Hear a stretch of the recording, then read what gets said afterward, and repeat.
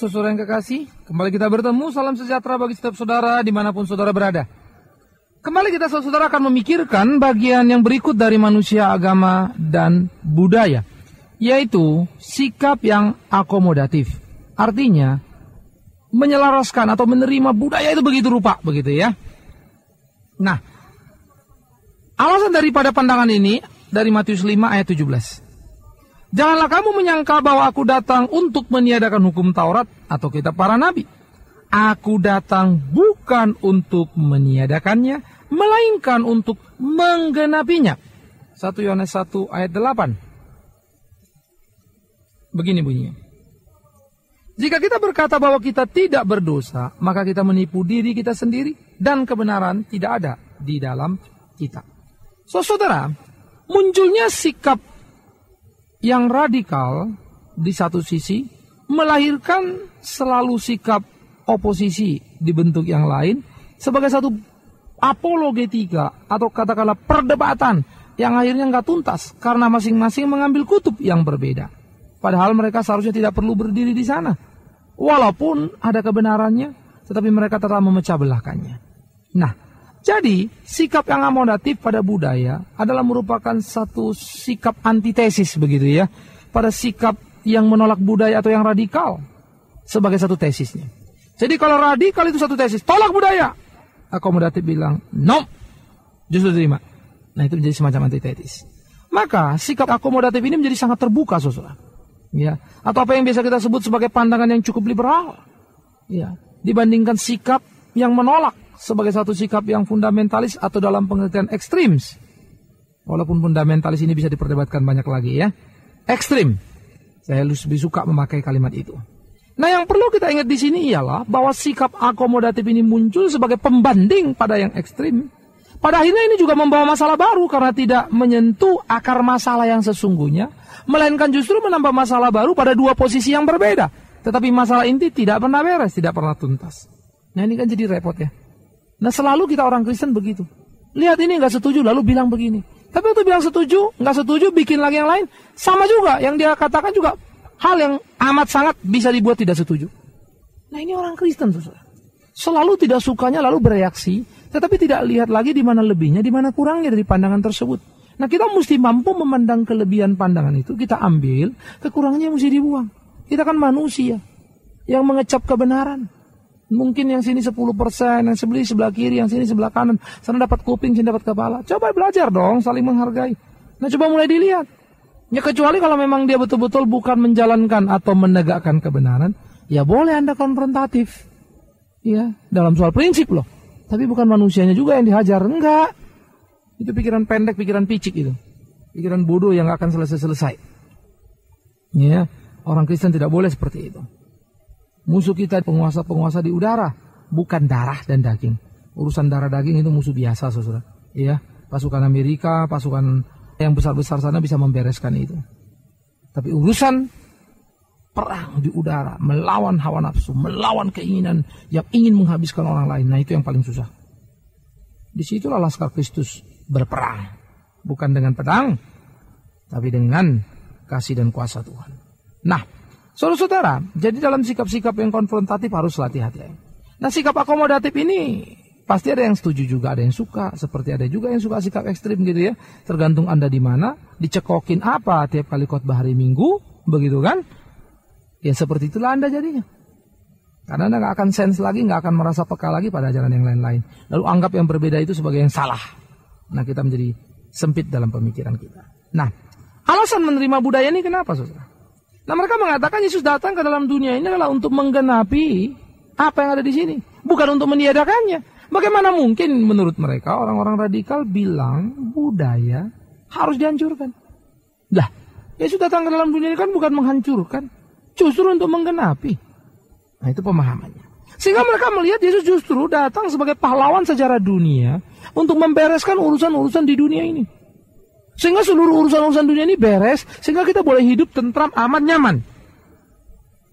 Sampai sini sih kelihatannya nggak salah gitu ya. Tetapi saudara harus hati-hati, yang saya maksud di sini, Yesus dilihat betul-betul sebagai pahlawan yang membereskan sejarah dunia. Sehingga dia mulai membereskan segala sesuatu termasuk budaya. Jadi kita bisa terima budaya gitu loh. Kan Yesus sudah bereskan. Ya. Yang ketiga, mereka juga tekankan bahwa budaya adalah bagian dari hidup manusia. Jika disebut budaya dosa, apakah manusia tidak berdosa? Tadi kan ayatnya bilang, 1 Yohanes tadi ya, kita adalah penipu kalau menyebut diri kita tidak berdosa. Kalau kita sebut budaya berdosa harus dihancurkan, kenapa kita yang berdosa tidak dihancurkan? Ya, dah.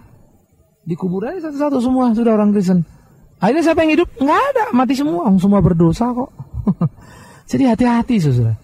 Ya. Dan sikap akomodatif begini kan kelihatannya jadi sangat kuat nih.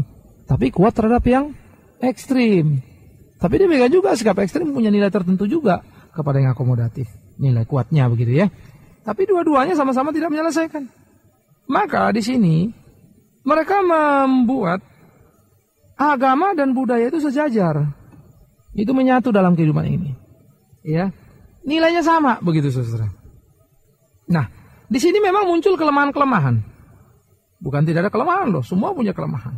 Kelemahan yang pertama adalah iman Kristen dipahami adalah merupakan pembenaran pada budaya yang memang rusak. Budaya itu memang rusak, jadi perlu dibenahi. Tapi oleh karena Kristus dikatakan sebagai pahlawan sejarah dunia sudah beresin, jadi kita nggak perlu konfrontatif dengan budaya. Nah ini menurut mereka yang akomodatif. Terima saja budaya, itu bagus kok. Iya. Nah jadi saudara, di dalam paham seperti ini ya kita harus hati-hati juga nih. Nah kalau kita kemudian menerima bulat-bulat mentah-mentah begitu, maka di satu sisi sikap radikal jadi penting juga kan. Emang budaya harus dibereskan kok, tapi bukan dihancurkan kan begitu. Sehingga cara ngeberesinnya gimana nanti kita bicarakan. Tapi kalau diterima mentah-mentah, diterima bulat-bulat begitu juga, karena dianggapnya Kristus datang sebagai pahlawan sudah membereskan semua, lalu kita terima saja tanpa ada usaha dari kita. Waduh, ini kan jadi gawat lagi. Karena dipandang budaya itu sudah oke. Nah di sini kita melihat bahwa akhirnya pandangan-pandangan seperti ini memang terjebak pada satu sikap yang menyamakan antara agama sebagai satu spiritualitas dengan budaya sebagai religiositas. Kedua hal ini memang tidak bisa dipisahkan, saudara. Tidak boleh didikotomikan. Saya mau spiritual, tidak mau yang religiositas saja, begitu ya. Mau spiritualitas saja atau sebaliknya. Ya nggak bisa. Dua-dua itu ada pada diri kita. Tetapi kita tidak boleh menyamakan keduanya. Ini adalah dua hal yang berbeda. Tapi dua-duanya harus ada. Karena dia menuntun, membimbing. Yang satu bicara iman, yang satu bicara tindakan. Spiritualitas itu relasi saya dengan Allah. Religiositas itu perilaku kehidupan saya. Yang bisa dilihat dan diamati oleh orang lain. Dua-dua penting, tidak boleh didikotomikan. Ya. Jadi kalau yang diradikal seakan-akan spiritualitas mau ditekankan, religiositasnya dibuang, maka pada yang akomodatif, religiositasnya disejajarkan dengan spiritualitas. Jadi spiritualitas ditarik turun sama dia, yang religiositas dinaikkan sama dia. Nah jadi ini juga jadi berat lagi gitu saudara ya. Jadi masalah lagi begitu. Nah yang ketiga kelemahan sikap ini adalah agama berkembang jadinya mengikuti budaya gitu loh. Sehingga tanpa sadar budaya itu nanti bisa di atas agama. Ya. Jadi transformasi yang terjadi, pengaruh yang terjadi justru sebaliknya. Bukan agamanya yang mempengaruhi budaya, tapi budayanya mempengaruhi agama. Nah ini orang sangat humanis sekali nanti. Memang sangat humanis sekali. Iya. Tapi jadi masalah lagi. Kenapa dia bisa begitu? Ya memang sih gara-gara pandangan yang radikal tadi. Nah ini jadi satu aksi terhadap satu bikin aksi, satu reaksi, satu aksi dan terusnya begitu ya. Ulak-balik nggak karu-karuan saudara. Nah cilakanya kita ini pun hanya jadi seneng. Oh pendeta ini begini, pendeta ini begini. Lalu ngelompok lah. Maka jemaat itu pun terpecah pada denominasi yang bermusuhan. Denominasi yang tidak apa-apa lah. Itu buah karya manusia berdosa yang diizinkan Tuhan begitu ya. Saya suka mengatakan hal itu. Sehingga bagi saya tidak terlalu jadi bangga kalau ada orang pindah lalu masuk ke gereja, ke tempat saya membina, ke tempat saya menggembalakan. Enggak lah, itu orang anggota gereja lain untuk pindah situ. Kebetulan dia senang di situ, nanti nggak tahu 5 tahun, 10 tahun dia senang di situ apa enggak lagi gitu ya. Atau lari lagi ke tempat lain, nobody knows. Biar Tuhan tolong dan Tuhan pimpin. Tapi kita perlu berada di tempat di mana kita bertumbuh oleh firman Tuhan. Itu right. Itu gereja bagi saya, bukan mereknya ya. Jadi kalau ada misalnya 10 gedung gereja dari satu merek ya. Katakanlah gereja cinta kasih begitu ya. Ada 10 cinta kasih. Belum tentu 10 cinta kasih punya 10 pendeta yang cinta kebenaran loh. Belum tentu. Nah ini harus hati-hati lagi. Dari 10 gereja cinta kasih cuma 2 yang cinta kebenaran. Nah kalau sudah gini yang namanya gereja yang mana? Yang 8 kan patut dipertanyakan. Walaupun struktur di bawah cinta kasih. Cuma yang 2 yang benar. Karena cinta kebenaran gitu loh. Nah saudara, jadi nggak boleh picik, nggak boleh buta gitu ya. Kita ke surga sana nggak akan ditanya denominasi mana, keanggotaannya di mana. Nah, supaya tidak muncul lagi seperti apa saya katakan ini, sikap konfrontatif antara satu dengan yang lain. Radikal salah, muncul akomodatif. Ya akomodatif juga jadinya salah. Direpotkan ya. Nah, karena itu kita harus berhati-hati. Apa sih kelebihan dari sikap ini? Memang ada juga, saudara. Sikap seperti ini jadi fleksibel, sangat kontekstual, mudah diterima. Semua orang kan cocok, iya kan? Enak sekali. Jadi membuat kita menjadi sangat supel dalam bergaul, ya. Menjadi gampang kemana-mana, ya. Kita sesuai dengan konteks yang berubah terus. Karena nanti budaya berubah, maka agama juga mesti berubah mengikuti konteks. Dan cilakanya bukan cuma konteks, kontennya pun nanti berubah, begitu loh. Jadi dia fleksibel, bisa ada di mana-mana, bisa diterima di mana-mana. Menarik kan? Nah itu akomodatif. Ya. Tetapi saudara harus diperhatikan, kita perlu memperhatikan beberapa hal pada pandangan seperti ini. Pertama, kita mesti ingat, agama dan budaya tidak boleh dipisah. Ya, tetapi tidak juga berarti sama. Ingat kalimat itu. Tidak dipisah tetapi juga tidak berarti sama. Nah kita mesti memandang, kita berhubungan dulu dengan Tuhan. Tuhan kasih tahu sama kita, baru kita bisa hidup dalam dunia. Tuhan menciptakan manusia, memberi perintah pada manusia, baru manusia bisa hidup dalam dunia. Maka waktu Tuhan bicara pada manusia, itu agama. Waktu diperintah hidup dalam dunia, baru manusia hidup dalam dunia, itu budaya. Maka tidak ada satupun budaya yang pas kalau manusia tidak bicara dengan Allah. Artinya, dimulai dari agama, diwujudkan dalam budaya. Jadi jangan dibolak-balik gitu loh. Ya. Yang kedua, sekalipun ya konteks berubah, tapi hati-hati. Konten Injil tidak pernah berubah. Konteks itu situasi zaman ya. Memang berubah terus dong. Zaman kan maju, ada ini, ada itu. Tapi konten atau berita Injil nggak berubah. Dulu Yesus juru selamat satu-satunya. Ya sekarang juga sama saudara. Ya, jangan karena konteks berubah, kemajuan zaman berubah, lalu saudara bilang, oh Yohanes 14 ayat 6 itu, waktu Yesus berkata, akulah jalan kebenaran dan hidup, bukan kalimat Tuhan Yesus. Itu adalah rekayasa pemikiran dari Yohanes sendiri. Kenapa? Orang dulu memang bisa terima, orang sekarang kan kritis, nggak bisa terima. Ya, cuman sayang, ini pertanyaan guyon saja gitu. Saya sangat percaya dia Yesus dan dia Tuhan. Yohanes 14 ayat 6 itu ucapan dia. Lalu mereka bilang, enggak. Lalu mereka mulai tunjukkan pembuktian. Pembuktian yang juga sama lemahnya.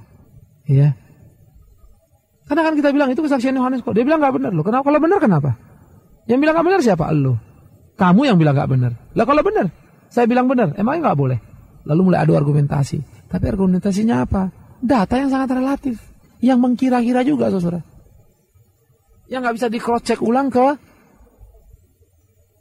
the first source gitu ya, kepada sumber pertama. Kita nggak bisa cross check kok kepada mereka. Maka bantahan yang relatif, penegasan yang relatif, akhirnya dipaksakan harus benar begitu kan? Ini jadi repot. Padahal pandangan yang relatif itu pun datang dari manusia yang relatif. Tapi si manusia yang relatif yang mengatakan kebenaran Kristen relatif, nggak mengakui kerelatifannya. Nah, ini jadi cilaka. Pada waktu dia ngomong, kebenaran itu relatif. Dia ngomong juga relatif. Lah kalau sudah gitu mau apa? Dibilang kebenaran relatif, yang ngomong relatif. Lah terus yang mau dipegang apa? Saya cuma satu, bersyukur ada kesaksian Alkitab. Jadi, kontennya berita tidak boleh berubah. Tapi konteks memang berubah. Jadi Anda jangan ikut-ikut Tuhan Yesus misalnya. Supaya kayak Tuhan Yesus pakai jubah. Gitu ya. Lain loh budaya di sana, budaya di sini. Lalu saudara nggak mau naik mobil, mau naiknya keledai begitu. Waduh, gawat itu nanti. Hati-hati. Ya. Nah, jadi saudara, di dalam hal ini juga perlu dipikirkan apa yang diucapkan oleh Verkuil, sangat menarik juga ya.